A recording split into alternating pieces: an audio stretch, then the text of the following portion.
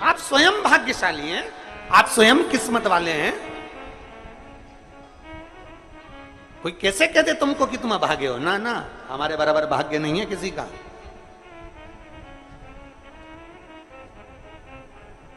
तुम्हारी ग्रह खराब है, तुम्हारे ग्रह खराब है। शंभेश्वर महादेव का नाम 7 कनेर के पुष्प, कितने? 7 कनेर मालूम है? ये रोड पर जो जाते हो डिवाइडर में पीला पीला फूल लंबा, जो कि पशु पक्षी कोई नहीं खाता, जहरीला फूल माना जाता है। कनेर के 7 फूल, एक बेलपत्र। जिस समय पर कनेर का फूल बेलपत्र के साथ चढ़ाया जाएगा तो 7 कनेर के पुष्प सीधी बेलपत्र पर आपको रखना। 2-3 प्रदोष कर कर देखना।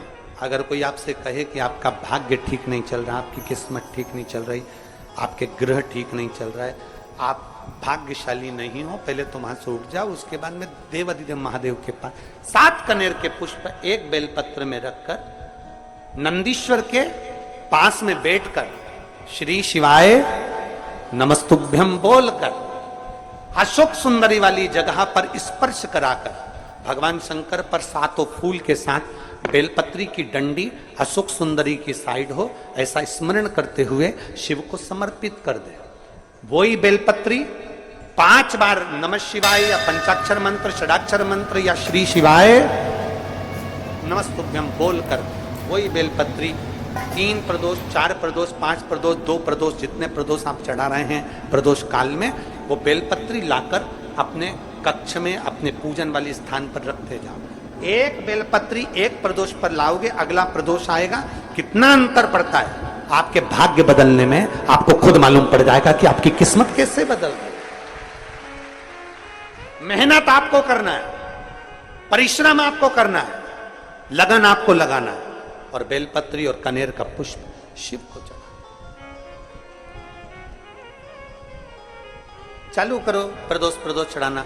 और जब प्रदोष चढ़ाओगे तो अगस्त के महीने की जो प्रदोष आएगी 17 अगस्त को, तब तुम सीहोर कावड़ भरने के लिए आओगे सरी, तब एक प्रदोष पे यहां पे भी चढ़ा ले, चढ़ाओ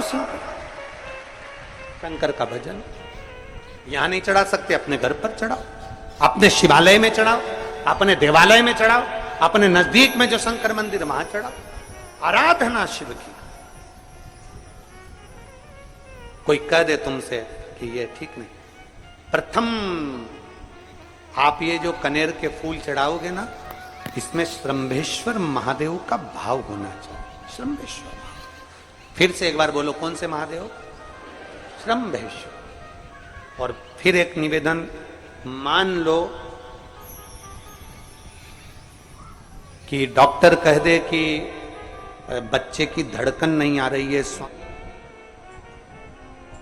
7 पुष्प कोई से भी, 7 बेलपत्र अशोक सुंदरी वाली जगह पर एक एक कर कर बेलपत्र, एक बेलपत्र एक पुष्प अशोक सुंदरी वाली, एक बेलपत्र एक पुष्प अशोक सुंदरी वाली जगह पर चढ़ा दीजिए, और एक बेलपत्र उसमें से एक पुष्प लेकर अपने घर जाइए, और 15 दिन के बाद वापिस उस बच्चे की सोनोग्राफी जांच डॉक्टर के कहने से कराइए। बाबा उस बच्चे की धड़कन, श्वास और शरीर पूरा देगा। श्रंभेश्वर महादेव में, श्रंभेश्वर महादेव का जब नाम लिया जाता है तो 33 कोटि देवी देवताओं का एक साथ नाम उच्चारण हो जाता है। 33 कोटि देवताओं। श्रंभेश्वर, बोल श्रंभेश्वर महादेव की जय। श्रंभेश्वर भगवान का स्मरण किया है। आगे वर्णन आया है भगवान के सुंदर आनंदमय स्वरूप का। जब भगवान देवाधिदेव महादेव आनंद में विराजमान थे, देवता और राक्षसों ने मिलकर मंथन किया, मंथन में विष निकला जो देवाधिदेव महादेव के पास पहुंचा। शिवजी ने विष को धारण करा, क्योंकि घर का जो बड़ा होता है, घर का जो बुजुर्ग होता है, उसको बहुत सहना पड़ता है, बहुत सहना पड़ता है। घर का जो बुजुर्ग है, घर का जो बड़ा है, उसको सहना पड़े, सहन करना पड़े।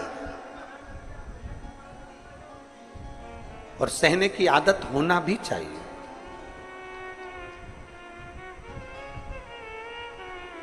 सहने की आदत होना भी चाहिए सब। जैसे तुम्हारे घर में बिजली है, अरे बोलो तो जम के, लाइट बिजली है। प्रत्येक घर में बिजली होती है, तो क्या प्रत्येक घर बिजली घर बन जाता है? जम के बोलो जरा।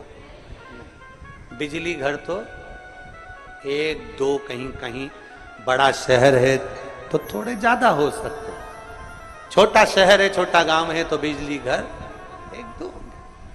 प्रत्येक घर में बिजली होती है, पर सारे घर बिजली घर नहीं कहलाते, बिजली घर नहीं बन जाते।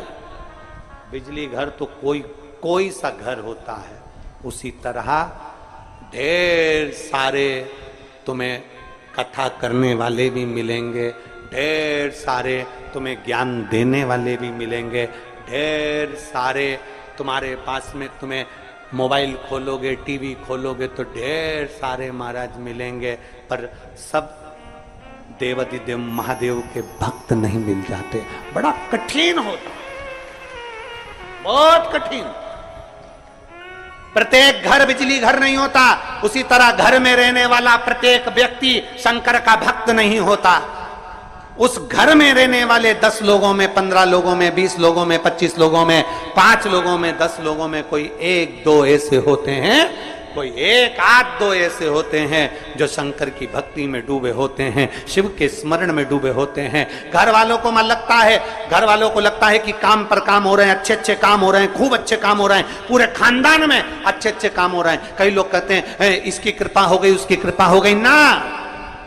जो रोज तुम्हारे घर में से कोई एक व्यक्ति शंकर को जल चढ़ाने जा रहा है, ये उसकी कृपा है जो तेरे घर में आज सब कुछ आनंद होता चले जा रहा है, ये उसकी कृपा है। अंत बिंदु मेरा शिव है। चंचुला देवी हाथ जोड़कर कहती है प्रभु कृपा करें। भगवान शिव विष पीकर नीलकंठधारी बन जाते हैं। अमृत पीने वाले देव कहलाए और विष पीने वाला देवाधिदेव महादेव कहलाए। महादेव। थोड़ा दुख आए तो चिंता न करना, बाबा कुछ अच्छा करने वाला होगा। थोड़ा कष्ट आए तो चिंता मत करना, बाबा कुछ अच्छा करने वाला होगा। जल्दी से काम नहीं निपटे, बहुत मेहनत करना पड़ रही है। हम 3 बार 4 बार कुबेरेश्वर धाम आ गए, 5 बार आ गए, बाबा कब सुनेगा? चिंता मत करना, फाइल थोड़ी मोटी है, पर थोड़ा समय लगाएगा, करेगा। किसी को खाली नहीं भेजता तो तुम्हें कैसे भेज दे? किसी को नहीं भेजा उसने खाली। ये इतने एक बहन ने तो पूरी डॉक्टरों की 1 2 3 4 5 6 7 फाइल लगाई, 7 डॉक्टरों की, 7 डॉक्टरों की फाइल लगाई है। और सब डॉक्टरों ने कह दिया था कि तेरे घर संतान नहीं होगी, सुख नहीं। फिर भी शिव ने 1 साल नहीं, 2 साल नहीं, 3 साल नहीं, 4 साल नहीं, 5 साल बाद दिया। तो सब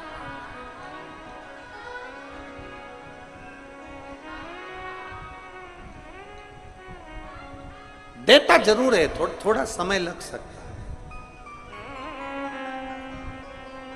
विष पीने के बाद भी बाबा का नाम नीलकंठधारी हो गया, त्रिपुंडधारी हो गया, त्रिकालदर्शी, कैलाशी, अविनाशी। क्या नहीं देता? शिव कथा कह रही है, भगवान शंकर का चरित्र कह रहा है, शिव महापुराण की कथा कह रहा है, ओगरदानी का चरित्र कह रहा है। बाबा के सुंदर 12 ज्योतिर्लिंग का चरित्र श्रवण कराया, वर्णन किया। फिर वर्णन आया है मल्लिकार्जुन का। कार्तिकेय बाबा जब रुष्ट होकर चले गए तो उनको श्री शैलम पर जाकर मनाया, मल्लिकार्जुन के रूप में विराजमान। जब अपने नजदीक में, अपने क्षेत्र में शिव महापुराण की कथा हुआ करे तो 7 दिन नहीं तो छठे दिन, 7वें दिन, एक दिन जाकर बाबा की उस धरा को प्रणाम जरूर करा, प्रयास। मल्लिकार्जुन के रूप में पूजा है। तीसरा महाकाल जी का वर्णन किया, दूषण नाम के राक्षस के संहार के लिए भगवान काल अधिपति महाकालेश्वर बन गए। फिर वर्णन आया है श्री ओमकारेश्वर जी का, विंध्य नामक पर्वत के तप करने पर भगवान ओमकार के रूप में विराजमान। अगला वर्णन आया है केदारनाथ नर नारायण के तप करने पर भगवान केदारेश्वर के रूप में विराजमान हुए। फिर वर्णन आया है श्री भीमाशंकर, कुंभकर्ण के बेटे भीम का संहार कर कर भगवान शिव भीमाशंकर बन जाते हैं। अगला वर्णन आया है काशी विश्वनाथ, मनु शत्रुपा के तप करने पर भगवान काशी में विराजमान हो जाते हैं विश्वनाथ बनकर।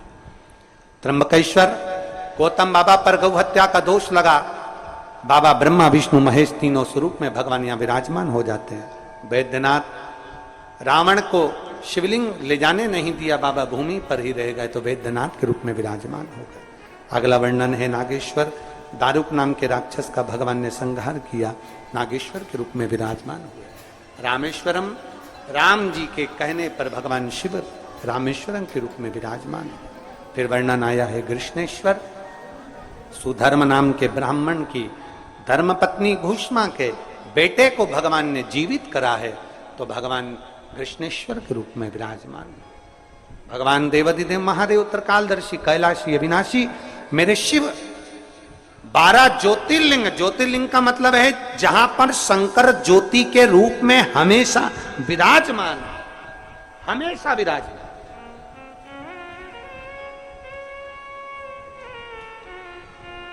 एक ज्योति के रूप में मेरा देवाधिदेव महादेव वहां पर विराजमान, और वही ज्योति हम तो कई लोग कहते हैं कि आपके ये कुबेरेश्वर धाम के कंकर संकर में ऐसा क्या है, कुबेरेश्वर धाम में ऐसा क्या है। हम कहते हैं 12 ज्योतिर्लिंग के मध्य में है, तो हम तो ये मानते हैं कि 12 एक ज्योतिर्लिंग में एक ज्योति होती है, पर कुबेरेश्वर धाम में 12 ज्योतिर्लिंग की ज्योति एक साथ होती है। हम तो ये मानते हैं कि वहां 12 ज्योति एक साथ, उसकी धरा